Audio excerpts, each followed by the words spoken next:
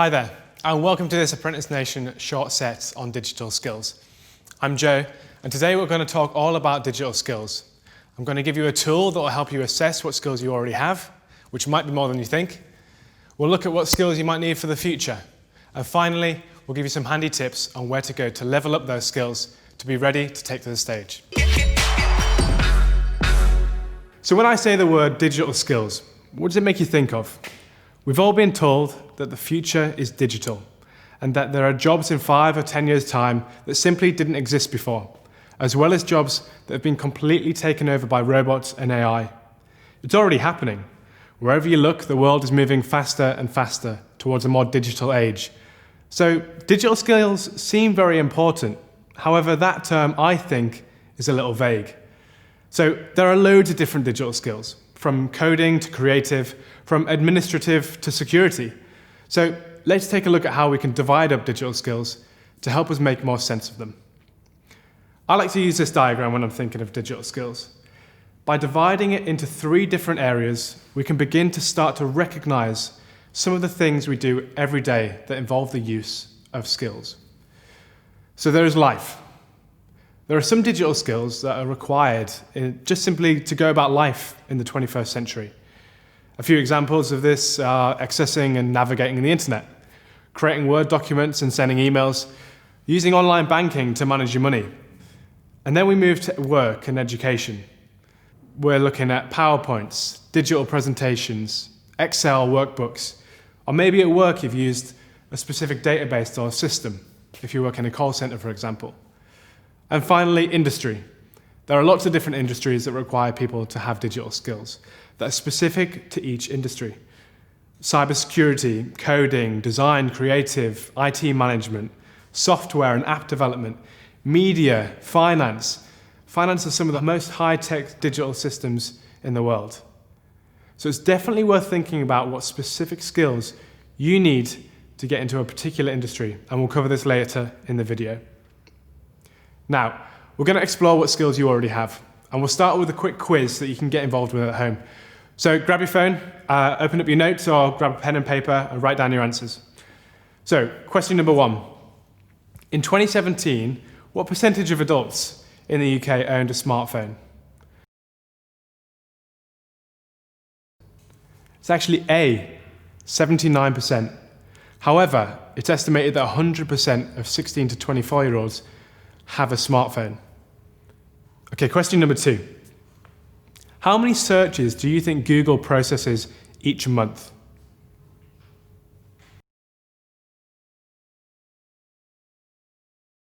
It's 100 billion. That's 40,000 every second. The third question, how long does the average teenager spend on their phone per day? Do you think it's higher or lower than 4 hours? It's actually 6 hours and 40 minutes. Now, the average Briton gets just 6 hours and 19 minutes sleep. So teens are potentially spending more time on the phones than the average person sleeps in a day. So we spoke to Miss Banks about her use of social media in this digital age. Hi, Miss Banks. How does social media enhance or restrict your progress? I think it definitely enhanced my progress because when I started doing music, I started doing open mics. So I used to go to like open mics and I would network with people and I perform. But the next step was always kind of like building my reputation online, getting my music out there and kind of trying to just connect with other artists that were already established. So I feel like it's great for music and it's great for what I do. It's great for business in general. But obviously I think it can restrict you a bit when you start overusing it unnecessarily. But it definitely helped me enhance my career. I think it's important. Like, I hate when I meet people and they're like, I do music, and I'm like, where's the music? And they don't have any music. You should have music which is easily accessible for people so they can get to know you and get to know your sound. Yeah, it's such a great platform. Yeah, definitely. How has your interaction with social media changed over the years and why? It's skyrocketed. Like, the amount of time I spend on social media is a lot. And I don't actually think it's that healthy, to be honest. Screen time every Sunday. Yeah, it's too much. I don't want to look at it. Like, I don't want to look at it. But it's a hard balance because I do use it for work. I use it to promote myself, and it's a good way to keep the supporters updated. Like, this is what I'm doing today. I'm here. I'm working on this, and just to constantly promote my music in general. But yeah, I use it quite a lot. I'm trying to like be more disciplined now because, like I said, it's really good for business. But I feel like once you overuse it, it can become a lot. And I don't feel like as humans we're actually built to deal with so much opinions from so many people. When it starts going into the thousands and 100,000s, it's a lot. Yeah, it's overwhelming. Yeah, so you got to have a balance for sure. Great. Thank you so much. Thank you. We know technology is all around us and that you've probably used it more than you think. But how do you identify what skills and experience that has given us? Well, a quick tool to help you identify what skills you might have and how to talk about them is Tesla. The T stands for technology. What technologies have you used? These can be physical technologies or apps and software. E is for experience. What experience do you have with these technologies? Have you used it for a project at school? Just in your pastime? Do you use it a lot or not very often? S is for skills. What skills might have you learned from that technology? For example, if you use Snapchat a lot, have you learned photography and editing skills? Have you diagnosed issues with your TV or computer before? And then L is for learning. Have you got any specific learning that is to do with technology? Have you done coding in ICT lessons, etc.? And then A is for application. And this part is down to you. Hopefully by thinking about the technology and experience, skills and learning that you've done, it'll help you talk about digital skills in your application for jobs or even further education. Earlier I mentioned that we would explore what skills you might need to get up and go far in different industries. Now, there really is too much to cover in this section because we can't list every industry and what skills you need to make it there, because if we did, you'd probably be here until the Netflix continue watching sign popped up. However, earlier I caught up with a friend, Philip Connolly, the CEO of Raspberry Pi, to ask him about his thoughts on general digital skills that he thinks will be increasingly in demand. So I guess we should start with the basics, with who are you and what do you do? Yeah, so my name's Philip. I'm Philip Colligan. I'm Chief Executive of the Raspberry Pi Foundation. So we're an educational charity that helps as many young people as possible learn how to create with digital technologies and learn digital skills. In your mind, what are some of the general digital skills that you think everyone should be learning? Yeah, so digital skills is this really broad phrase that can feel a little bit daunting. So it's worth breaking it down. So you've got the basic digital skills, which is understanding how to interact with and use common technologies that you'll encounter in everyday life. And, you know, lots of the technologies that young people use, like social media, have lots of relevant applications and skills that you'll be learning for work and other domains. So you've got the basic digital skills, how to make technologies do the things you want them to. You've then got more advanced digital skills, so learning how to create with technology.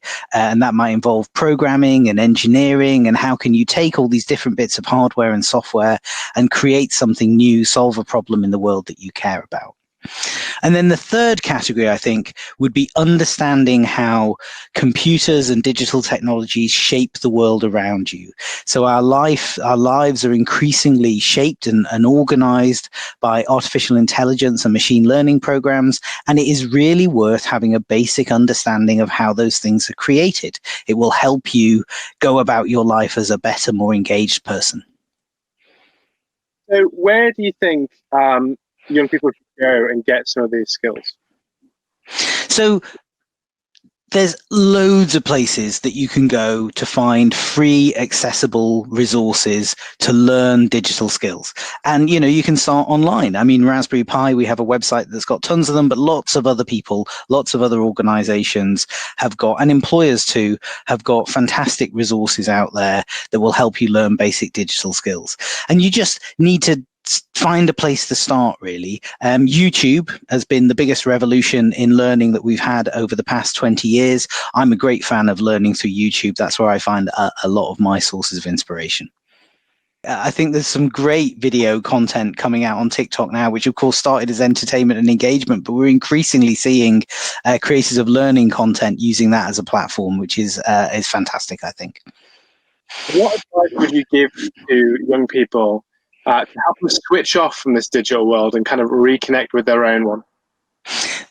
So the first thing I would say, how much of that time are you spent being inquisitive, being curious, finding things out, connecting in a meaningful way, learning and creating things? It's not all about passively consuming or playing games, right?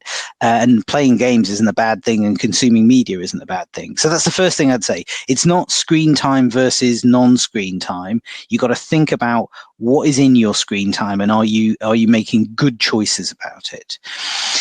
But then I think there are some basic tips that you can use. My favorite one is I don't have any notifications on any device at all. So, and it drives some of my friends and my wife for sure, my colleagues mad. Even if you text message me, it doesn't ping a notification at me. So I plan and choose for when I want to spend time on my phone and my devices, checking the notifications. I don't let them intrude into my life.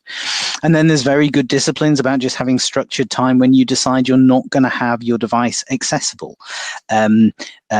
Behavior changes because you make it more difficult for yourself to do something, right? So you have to think about that. So leaving a phone in a different room, removing the choice from yourself. There's some good behavioral science about how you do that well. But my number one tip is remove notifications. You don't need them.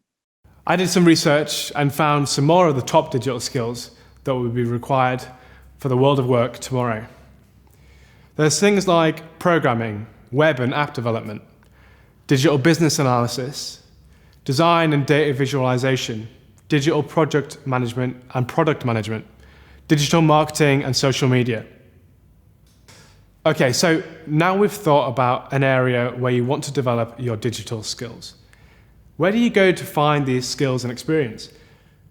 If you're interested in general digital skills for work and life, our partners BT have some great resources, videos and webinars available on their Skills for Tomorrow section on the website.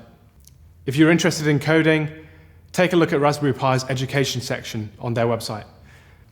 And to find all this information and more, you can head to the Go Far section of the Apprentice Nation website, where you'll find links and ideas about where to develop some more digital skills to help you take to the stage. And that's a wrap. I hope you've enjoyed this short set, and you should definitely check out some of the others here. But specifically, you should take a look at how to find jobs and apply online, and how to successfully network. Cheers.